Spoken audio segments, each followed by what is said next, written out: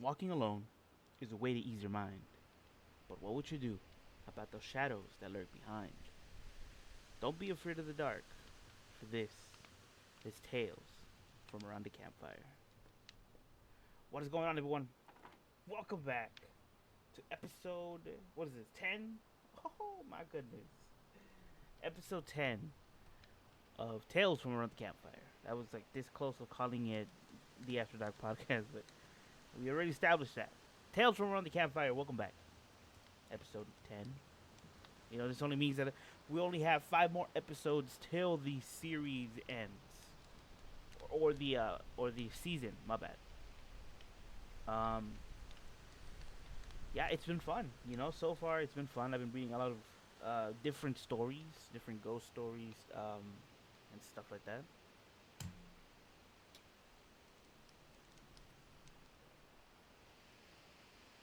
I've been reading a bunch of ghost stories and scary stories, and we've been around the country. You know, not through every state, mind you, but with 11, we still need like 40 something more, right? I don't know.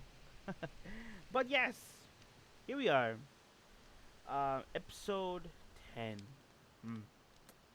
Okay, so still we're gonna be still taking a break from the thought catalog with the 100 plus ghost stories, and we're gonna go straight to another website called BuzzFeed. Okay, and their articles is titled "14 Scary True Stories That Must Be Read to Be Believed." The story was published by the BuzzFeed staff. I think Ali Hayes is to, you know, is to give credit. I guess like her pictures there and everything. It was updated on October 6th of this year, 2019, at around 4:15 p.m. So it's fairly new. It's a couple days, new. But here we go. We're gonna be starting off with the first story, and this story is by Mesocoil, I believe, and the story's called "This Creepy Sighting." When I was little, my mom and I were in the kitchen, and I saw this strange figure standing in the corner. I told her about it immediately, and as it turns out, every single one of my siblings had claimed to see a figure that looked the same when they were around the same age. I mean, that's pretty good, right? Like two sentence stories. I like that. I like that. Uh, Everybody's seeing the same thing while they were in the same age. That is no coincidence, you know what I'm saying?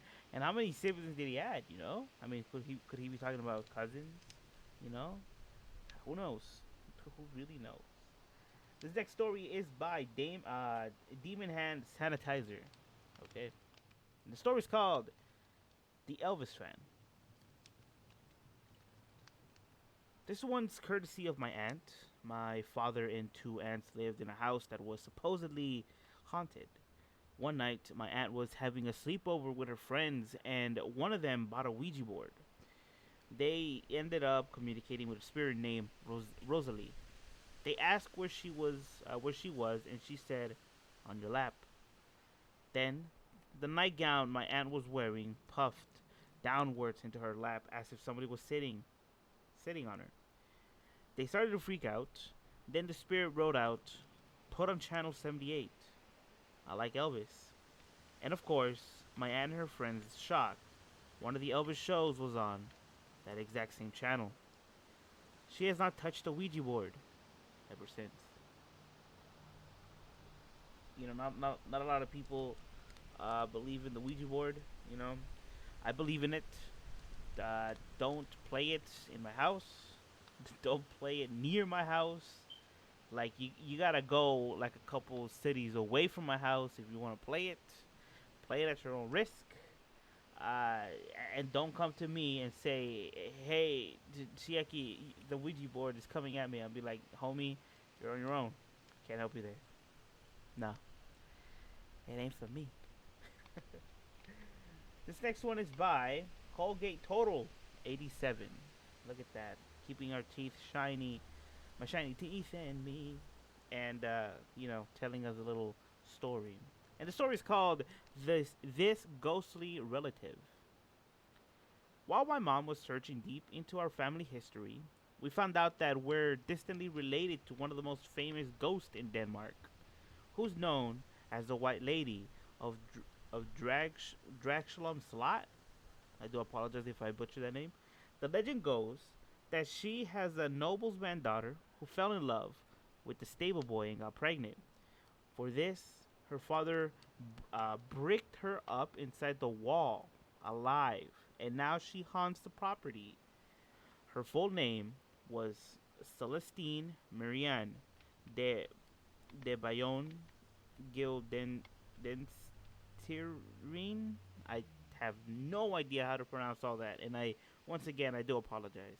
I think that's pretty wild. I'm in a journey too. I'm in a journey to find out my other half. When it's on sale. You know what I'm saying? I will be buying that ancestry stuff, seeing where I come from. Because I already know one side of my history. I want to know the other. You know what I'm saying? And that would be cool, being related to a ghost. But hold up, this story doesn't make any sense, because the story goes that the father got mad at her for pretty much loving a stable boy, right? So when she got pregnant, she, you know, she was bricked up. She was put in the wall alive, probably with her baby. Put up a wall in there, and she pretty much died of asphyxiation or other stuff. How? You know what I mean? Like, it doesn't say that she had sisters or brothers. So how can this person be related to that one ghost? You know what I'm saying? That's weird. That's weird. This next one is by Kirstine Cranberg. The story is called This Self-Surgery. According to my family story, my late grandmother's second husband had a very deep, raspy voice. He had tonsillitis, but didn't have enough money to get his tonsils removed. He let them become more and more infected until the day he put a funnel down his mouth and poured the baking soda. The story claims that it made him cough so much that he coughed up his tonsils, and it left him now famously gravelly voice. No, that wasn't scary, man. That wasn't a scary story. That was pretty much what anybody would do, right? Like, you don't have enough money, you don't have Medicare, you can't afford to visit the doctor, especially if it was like back then or something like that. You're gonna do whatever it takes to get yourself fixed up, you know. Same thing that goes with everything, I guess, except for the for the eye doctor. We can't fix that. Can't fix that on our own yet. We have to harness the power of the sun. Don't stare at the sun though. Moving on. The story is by Gina O 46E 266C 64. That looks like coordinates, but whatever. The story is called the Seance Table, or this Seance Table, or whatever. When my mother was a child, she witnessed a village-wide seance for a girl who had just tragically died. My great-grandmother didn't believe in this sort of things, so she took the table used in the seance back home and placed it by a window. Within an hour, it burst into flames and set her drapes on fire. The fire was put out, and needless to say, the remains of the table were disposed. I mean, I don't really like to talk about it because it still makes me mad, about the witch hunt that happened back a long time ago. The Salem witch trials. I don't really like to talk about it because, to me, like, why would you do that? Why would you kill somebody that your neighbor goes like, "Oh, hey, look, listen, you see that girl? Yeah, she's a witch. Let's lynch her in front of everybody. Let's drown her. If she dies, she's a human, but if she floats up, like any normal human would, she's a witch." That's so dumb, dude. Oh god, this gives me a headache just thinking about it. We're moving on. We're moving on. By the way, the whole Seance Table thing. Come on, man. There's something weird out there in the world. We should all believe. Moving on. The story is by Meg Hant 2. It's called It's Close Call. The story is from my maternal grandparents' wedding, and my mom loves telling it. It took place at a local dance hall where there was another event also happening simultaneously. There was some sort of argument that my grandfather had to break up, and he potentially asked the gentleman involved to leave. Since he wasn't on our guest list anyway, the man left without a fuss, but not without taking some of the flowers of the newlyweds decorating car. They didn't find out until days later, but the papers report that this guy had been running from the law for the murder of his father, stepmother, and five half siblings. He ended up being the last ever person to be hanged in Alberta, Canada. Yikes. Canada. You're supposed to be portraying as the good guy. You know, what are you doing hanging people? Jesus Christ. But anyways, I mean, if he had killed so many people, I guess that's what he deserved. Uh, don't. Moral of the story is don't kill anybody anywhere, because you're gonna get hanged or worse. I seen a lot of like news reports that like probably like around like South America, um, the people from villages take matters to their own hands and punish those who who try to get smart with the law, stealing or raping or murdering. They'll just beat you up, homie. Damn, they'll form a line. They'll pay if they have to. Same, man. Could happen here too. This next one is by Megan H4FA 92CE 22. Again with the coordinates. And this one is called The Criminal Discovery. Most of my family doesn't know this story, but since my mom is in charge of the genealogical records, I've heard it from her many times. Basically, my great great great grandma had a daughter, and she found out that her daughter was being mistreated by her husband. I'm sorry about that. So they did what a logical Canadian would do. They both took axes and hacked him to death. Oh God, I'm talking dismemberment level hacking. They were then tried and hanged for murder, but this still makes them the most interesting relatives. What? Hold on, Megan. What the hell's what? Oh, hey, yeah, yeah. We have Johnny and we have Steve and April. Yeah, but they're okay. But hey, man, let me tell you about two of my relatives that pretty much dismembered somebody. They're interesting. What the hell's wrong with you, Megan? Jeez, I don't know, man. Canada again, man. Oof. And wait, it says so they did what any logical Canadians would do. So you're telling me, right? This story is telling me that any logical Canadian, if you're having a dispute with them, they'll just hack you up. What? Text. Excuse me, but hello. Well, my alarm just went off for some strange reason.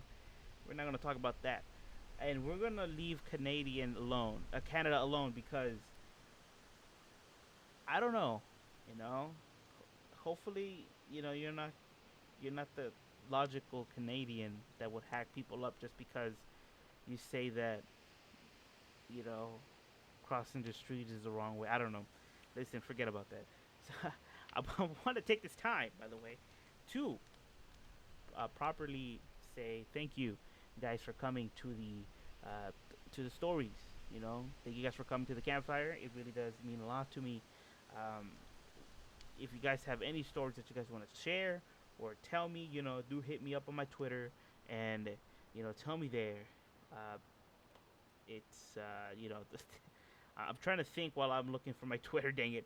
Um, the links will be in the description below to anything Twitter related or any of my social media, and you guys want to do. You know what I'm saying?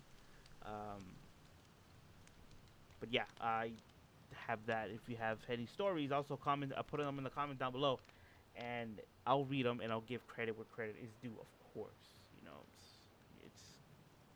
it's not nice to be like, oh yeah, look, check this out, my story. Nah, nah, nah. Here in Mystery Gaming Inc., we know how to treat our subscribers and, of course, people well. Yeah, I'm proud to be from Mystery Gaming Inc. Oh my god. Okay, yeah, but yeah, so thank you guys for coming. I really do appreciate it. And also, let me tell you a little something about your phone and you driving. Don't do that. That's it.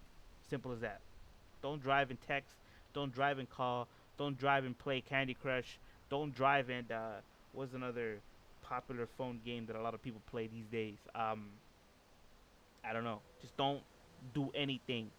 All right. Don't do anything but drive. If the call is important, uh, go to the side of the road, put your little hazard lights on, take the call, and that's it.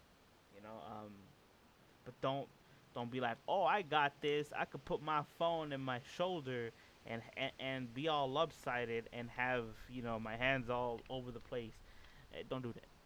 That does not work. It's dumb. It's dumb. It's irresponsible, and you can not only hurt yourself, but you can also hurt others, especially your boy. Right? You have no idea how many times I've almost gotten run over from negligent drivers. Negligent driver. Whatever, dang it. See? This is what you guys do to me. Just don't use your phone and drive. Alright? Jesus Christ. Albert Einstein said, right? I think it was one of his quotes that Albert Einstein said, I feel the future because technology is going to take over us. Uh, and it's true. It's true because nowadays, people is on their phone 24/7. You see Albert Einstein quotes, "I fear the day that technology will surpass our human interaction. The world will have a generation of idiots." My guy, he's not lying. So this one is by Casey Lee Brown 83, and the story is called "The GraveRealization." My grandpa's family lived in Plainsfield, Wisconsin in the early 1900s until 1970. This is also where the famous grave robber Ed Gain lived, and according to my grandpa, the bodies of some of our relatives were actually dug up by Ed himself. The police never made a public release of the names of those he dug up, but if we had family buried in the cemetery, you could go to the police with your family members and confirm whether or not they were dug up by Ed. Again, it's not a scary story. It's more of a, what happens when people go unchecked. And, yeah, I don't know what to say about this one, actually. It's not scary, but, it's messed up, but it's not scary. Moving on. This next one is by Luna Lee 212, and it's called The Spooky Prediction. When I was a toddler, I never went to bed without being read a story. One night, I was in bed getting ready to sleep, and my mom came in to read me a book she had just purchased. I insisted that my aunt, her sister, had already read it to me. My mom told me that it was impossible since my aunt lived in New York and we were in Washington, D.C. at the time. Then the phone rang. It was my grandparents. calling to tell me and to tell my mom that my aunt had passed away. We read a bunch of these, right? A bunch of like the same ones where the grandpa or the grandma, would just come to their to like the little kid's bed and just be like, hey, you know what? Peace out, homie. And the mom or dad comes in, goes like, hey, who are you talking to? Oh, grandpa just said peace out, homie. And then they get the chilling feeling that they have passed away a long time ago. But yes, we have read a bunch of those. This one's interesting too, you know. All right, moving on. This one is by Violet Virginia Virginia E. I don't know. And the story's called The Family Curse. So basically, as far back on my mom's side as we can go, the women have had supernatural experiences. To just name a few, my grandmother always said she felt a presence with her. This woman had been in more near-death experience than I can count, and I've always made it out, and always made it out. From car accidents to domestic abuse to aneurysms to 3 different kinds of cancer. She was never sure of that presence protecting her or cursed her.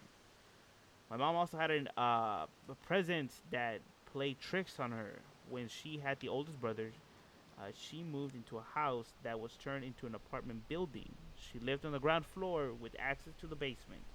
She'd always catch the basement light on. It was a pull string light. So she'd head down to the stairs and click off the light. When she'd get back to the stairs, all of her dining room chairs would be moved around, with one always placed across the room, facing to look out the front of the window. Shirboy had 2 near-death experience. One when I was like 7 or 6. One of them too. I used to live in Mexico, and I remember the night, vaguely, but I remember it. I was playing outside, in the porch, whatever, with my, of course, with toys. It was a Street Shark, toys. I remember having those when I was a kid, and all of a sudden, this nerd of a scorpion comes out of nowhere. It was one of those like albino scorpions, and decided to stung your boy. From then on, it's a blur. But when my mom said that, I screamed, passed out, had a convulsion, rushed me to the hospital, and told that I was telling the doctor that I couldn't breathe, and it felt like I had hairs in my throat.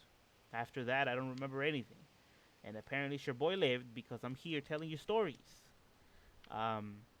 And moral of that story is,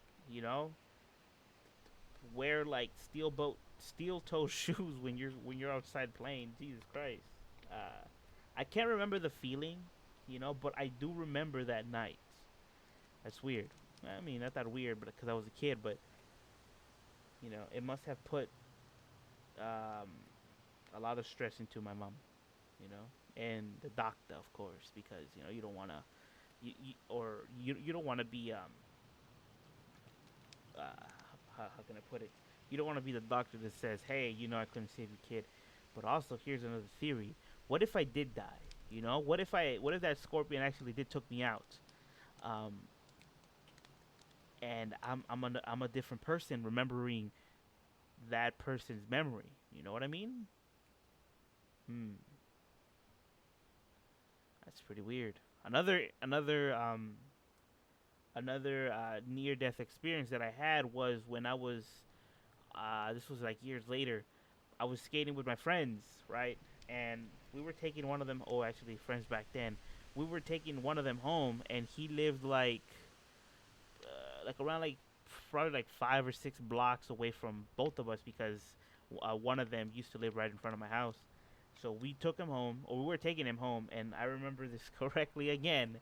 It was at night, of course, and this happened right in front of a laundromat. Unfortunately for us 3 actually, the laundromat, like there was nobody in the laundromat.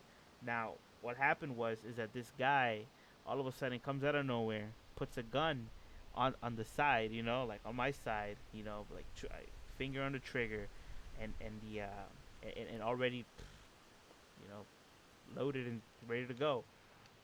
He tells us, give me all your money. Of course, he was trying to mug us, and us being kids, like we were like what, like in 10th grade, I believe. We didn't have money. What the hell, dude?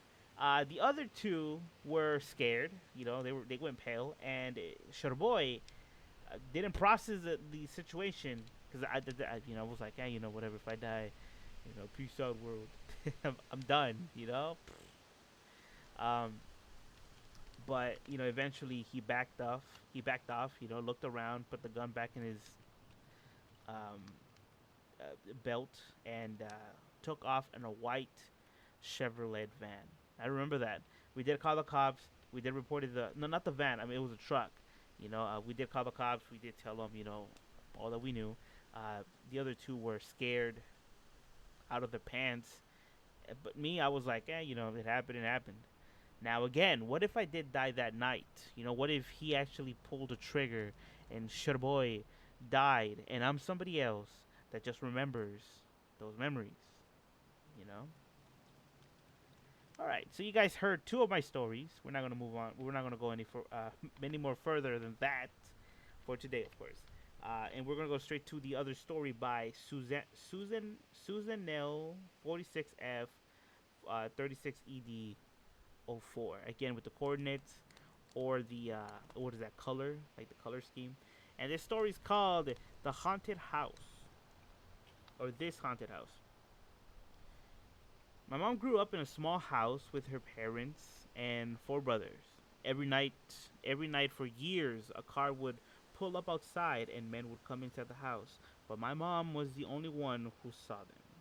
They looked around, play a few notes on the piano, opened drawers and cupboards, and left. Well, when my mom finally convinced my grandparents that what was happening, my grandpa walked through the house with the candle and prayed. The man never returned after that. 20 years later, my parents and brother and I moved into the house next door. My brother was around too when every night he'd scream and say that there was a man looking at his window. His window was way too high for this to be possible, but his room faced directly into my mom's childhood room across the yard. Wow, I mean, ooh, look at that. That would be creepy, you know. I I live in an apartment right now, and my apartment building is way up high. And if I if I would have seen somebody just not gonna like tapping on my window, I would have been like, first of all, how are you floating, sir or ma'am? And then I'll start like freaking out. But we'll save that story for another day. Here we go. This one's called. Actually, this one's by Brittany K. And again with the coordinates 4563B01A2. And the story's called This Ouija Board Tale. When my parents were dating as teens, they were hanging out at my mom's house with some friends while her dad was out in the story. Okay, so her parents were out and she was hanging out with friends. Okay. In the story, they admitted that some drinking had been involved, which is when my mom decided to pull out the Ouija board. Of course. They sat at the kitchen table, taking turns, asking questions, obviously not taking it serious, of course, but still trying to scare each other. My dad asked, "Is the devil real?" The planchette moved to yes, and then my dad literally fell through the wicker chair that he was sitting in. It freaked all of them out. Again, if you're gonna play the Ouija board, stay the hell away from my house, please. Like, I don't want you outside. I don't want you like that one episode of SpongeBob where Mr. Krabs was obsessed with the Flying Dutchman's board table, board game. You know what I'm saying? Where like when that one night they didn't have like no customers, and SpongeBob and Patrick were like playing the game, and Mr. Krabs, when he heard gold, he jumped on the table, and Patrick was like, "Oh, Mr. Krabs, you look all sweaty." And then next thing you know, you could hear Mr. Krabs like shuffling the dice outside of SpongeBob's house before he goes to bed. I don't want to hear no dice shuffling outside my goddamn door. Get out. You know what I'm saying? Don't play with the Ouija board. You know, put your money elsewhere, like a good game or something. Jesus Christ. Okay, this next one is by Snooks, and it's called "The Strange Sighting." My dad always tells the story of how a year after my great grandmother's death, my grandma died. After her funeral, my parents stayed at her house. In the middle of the night, my father suddenly wakes up and saw a shadowy figure that looked like my grandma walk across the room before disappearing into thin air. Ghosts, uh, have unfinished business. That's why they appear, I believe. You know, and if it's your grandma or any family member, maybe they're just trying to say peace out. They didn't have the chance to do it, or they were too mad at their kids that they died before saying sorry. All we gotta do now is forgive them. You know. I believe this is the last story uh, for this website, and it's by MMR 1975. It's called "And Finally, This Diving Ghost." My mom always tells a story about one of the first houses she and my dad moved into. Whenever she would empty the dishwasher in the kitchen at night, she could see someone outside the window watching her. But when she would look out in that direction, there was nobody there. One afternoon, my parents had a few friends over, and they were headed out to get dinner. One of their friends complained about being cold, so my dad said that he could borrow a jacket. He just had to go upstairs to the bedroom. The guy went to grab it alone. He was taking a little long, so my mom went in to check on him, and he came barreling down the stairs, white in the face.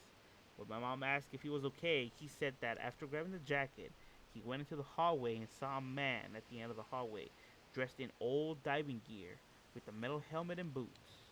My parents moved out shortly after that. So what this homie is saying is that he saw a medieval diver. Hey, I mean, why not, right? Why not? But yes, that was it. That was all 14 stories of this website. I mean, some of them were not scary. I mean, like, come on, let's be real. The grave robbery, that was more messed up than scary. Um, the tonsil, the old man, taking out his own tonsils, that wasn't scary. That was just saving money. Okay. Um, but yeah, I really, it was still enjoyable. It was still enjoyable. And yeah, I mean, I guess there is no other stories to tell for today. I do hope that y'all like it. That was my iPad right there.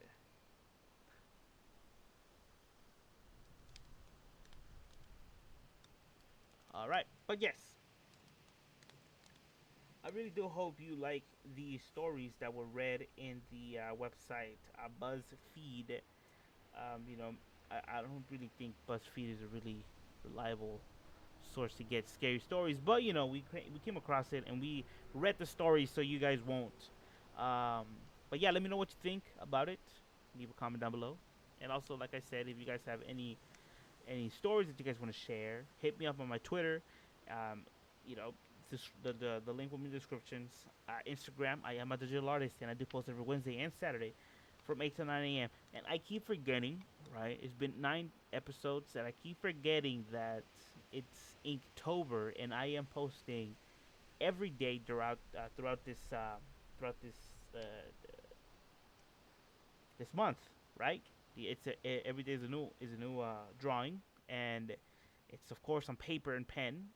It's kind of hard, but I make it work, and hopefully I can see you guys there. But yes, once October is finished, we're gonna be going back to the same schedule as in like Wednesday and Saturday from 8 to 9 a.m. California time. But yes, thank you guys for coming. Episode 10 is done, and let me tell you, it's beautiful. it's beautiful because we'll need 5 more episodes till the season's done, plus a special for this year. And if you guys want me to do like a Christmas scary story special, let me know down in the comment section as well. I'll try my best to look up for scary Christmas horror stories. I mean, every once in a while we need a good scare, and even in the greatest of months for a lot of y'all is Christmas. We all need that little scare. So let me know. And once again, thank you for coming. I really do appreciate it. And so, when dust settles in and the moon begins to quail the sun, remember to always look behind you. Until the next one. Peace out, everybody.